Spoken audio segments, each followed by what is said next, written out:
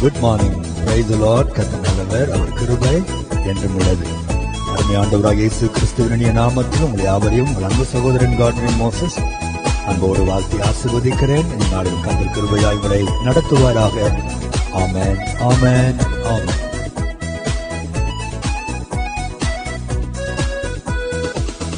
விசுவாசத்தினால் நீதிமான் பிழைப்பான், விசுவாசிய பதராதே. விசுவாசத்தினால் நீதிமான் பிழைப்பான், விசுவாசிய பதராதே.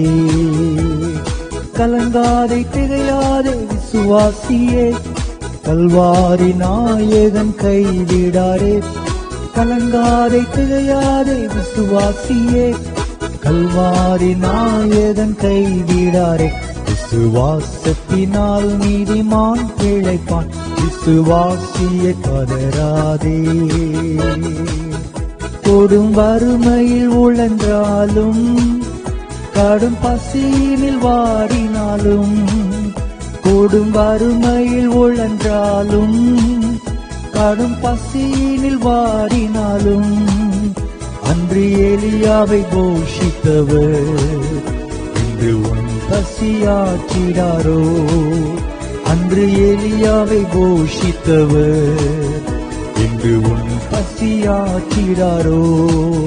விசுவாசத்தினால் நீதிமான் பிழைப்பான், விசுவாசிய பதராதே. விசுவாசத்தினால் நீதிமான் பிழைப்பான், விசுவாசிய பதராதே. கலங்காதே திகையாதே விசுவாசியே, கல்வாரி நாயகன் கைவிடாரே. கலங்காதே திகையாதே விசுவாசியே, கல்வாரி நாயகன் கைவிடாரே. விசுவாசத்தினால் நீதிமான் பிழைப்பான், விசுவாசிய பதராதே.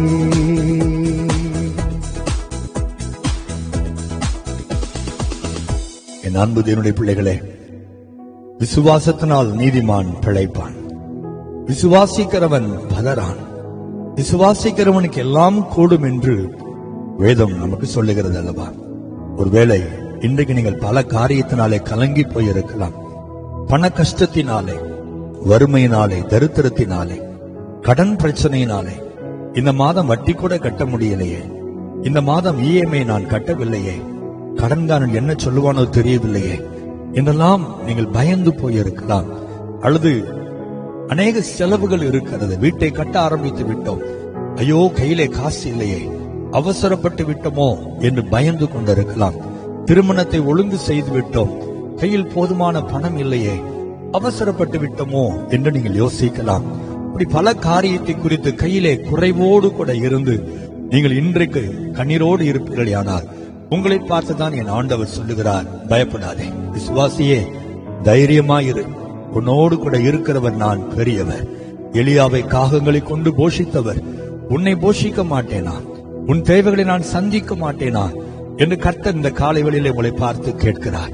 நான் இல்லாதவையில இருக்கிறவையில் போல் அழைக்கிறவர் அல்லவா?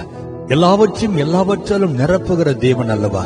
உன்னுடைய குறைகள் எம்மாத்திரம், ஒரு நிமிஷத்தில் உன் தேவைகளை சந்திக்க என்னாலே முடியும் என்று கர்த்தர் சொல்லுகிறார். தேவ பிள்ளைகளே, நீங்கள் செய்ய வேண்டிய ஒரே ஒரு காரியம், தேவனுடைய ராஜ்யத்தை ஒழுங்காக தேடுங்கள். வேதம் சொல்லுகிறது, மத்திய 6ஆம் அதிகாரத்தில் 31 முதல் வாசித்து பாருங்கள். எண்ணத்தை குடிப்போம், எண்ணத்தை புசிப்போம், எண்ணத்தை உடுத்துவோம் என்று கவலைப்படாதிருங்கள், நாளைய தினத்திற்காய் கவலைப்படாதிருங்கள், இவைகளெல்லாம் உங்களுக்கு தேவை என்று பரமபிதா அறிந்திருக்கிறார். எத்தனை அற்புதமான வார்த்தை பாருங்கள். இவைகளெல்லாம் உங்களுக்கு தேவை. வீடு கட்ட ஆரம்பித்து விட்டீர்கள், அதை முடிப்பதற்கு பணம் தேவை என்று கர்த்தருக்கு தெரியும். திருமணத்தை ஒழுங்கு செய்திருக்கிறீர்கள், அதை முடிப்பதற்கு பணம் தேவை என்று கர்த்தருக்கு தெரியும். கடன் தெரியாமல் வாங்கிவிட்டீர்கள், இப்பொழுது அடைப்பதற்கு பணம் தேவை என்று கர்த்தருக்கு தெரியும். அவர் சொல்லுகிறார், முதலாவது தேவனுடைய ராஜ்யத்தையும் அவருடைய நீதியையும் நீ தேடு, இவைகளெல்லாம் உனக்கு கூட கொடுக்கப்படும், உன் தேவைகளெல்லாம் உனக்கு கூடவே கொடுக்கப்படும்.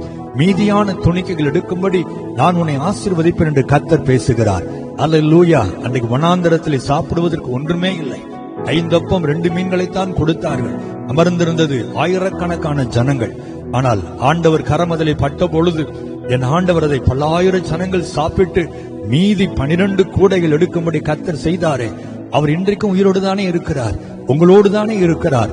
உங்கள் தேவைகளை சந்திக்க அவர் வல்லமை உள்ளவர். விசுவாசியுங்கள், பயப்படாதிருங்கள். பிரச்சனைகளை கண்டு பயப்படாதிருங்கள்.